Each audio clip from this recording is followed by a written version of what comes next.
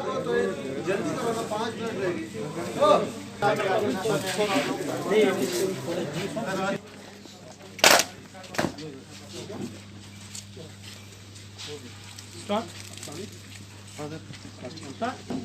जनगणा सिंध गुजरात मराठा द्राविड़ उत्कल बंगा उच्छल जलधि तरंगा तब शुभ नामे जागे।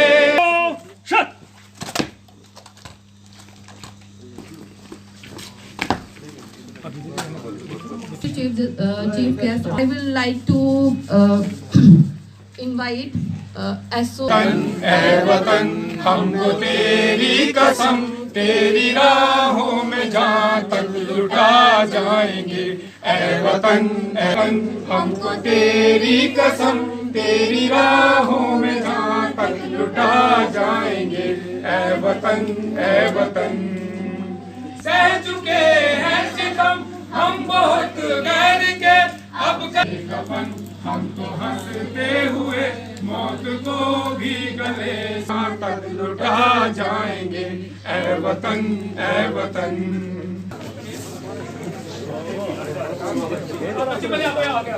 हमको प्राणों से प्यारा है ये भारत वर्ष हमारा है।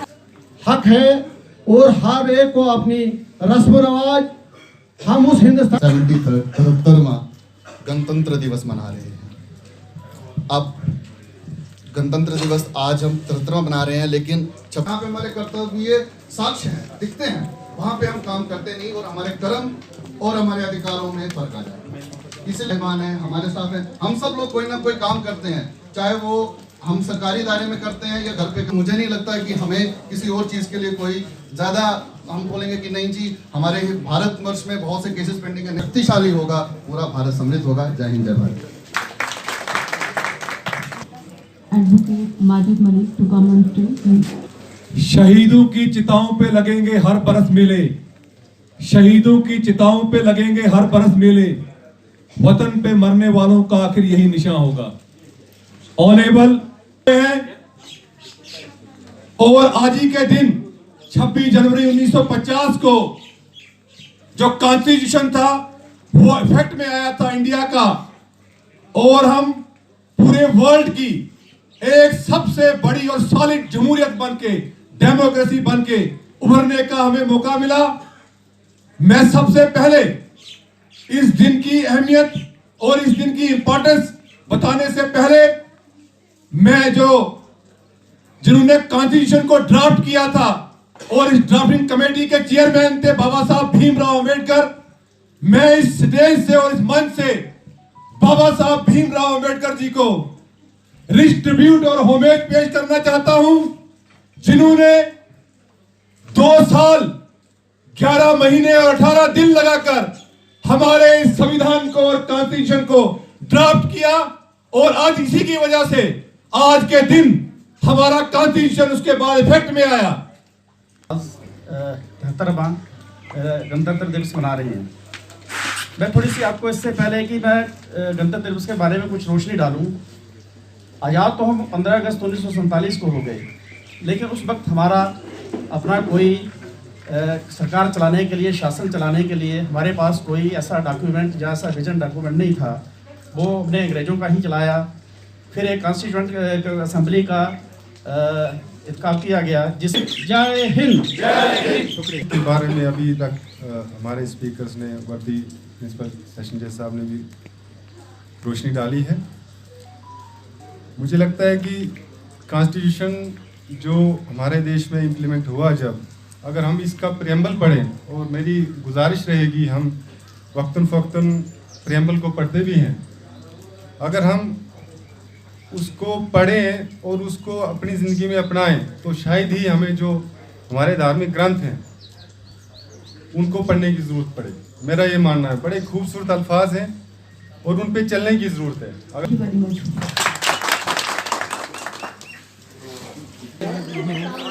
देखिए, यहाँ आज डिस्ट्रिक्ट कोर्ट कम्प्लेक्स के अहाता में 73rd रिपब्लिक डे जॉय और इंथाइज्म के साथ मनाया गया। जो भी SOPs थी कोविड-19 की पैंडेमिक को मद्देनजर रखते हुए उनको यहाँ पे फॉलो किया गया। और मैं आपको बताना चाहता हूँ कि आज 26 जनवरी 1950 को आज ही के दिन जो हमारा कॉन्स्टिट्यूशन था वो इफेक्ट में आया था। और आज हमने यहाँ से बाबा साहब भीमराव अंबेडकर जो कि ड्राफ्टिंग कमेटी के चेयरमैन थे, जिनको फादर ऑफ इंडियन कॉन्स्टिट्यूशन भी कहा जाता है, उनको हमने यहाँ से रिच ट्रिब्यूट पेश की। और जो बाकी फ्रीडम फाइटर्स हैं जिन्होंने डिवीजन के साथ सेक्रीफाइस की इस कंट्री की आज़ादी के लिए, उनको भी फुल रेस्पेक्ट और फुल डिवीजन जो है हमने यहाँ पे की।